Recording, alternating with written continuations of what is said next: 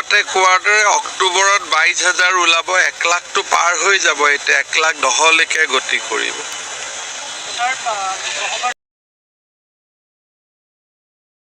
এই বৃহৎ নিযুক্তিৰ কথা ওলাওঁতে মই আপোনালোকক এটা কথা জনাই থওঁ যে এই নিযুক্তি প্ৰক্ৰিয়াত অনলাইন কাষ্ট চাৰ্টিফিকেটৰ প্ৰয়োজনো হ'ব পাৰে, যিহেতু আগতীয়াকৈ জনাই থৈছিল।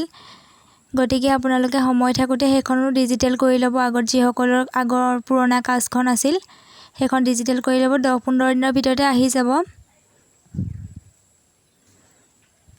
আৰু মই ভাবোঁ আপোনালোকৰ প্ৰয়োজনীয়তা অনুসৰি আছাম হিষ্ট্ৰী বা অন্যান্য কিছুমান ৰিজনিংবিলাক মই ইয়াত শ্বেয়াৰ কৰিম এই চেনেলটোত।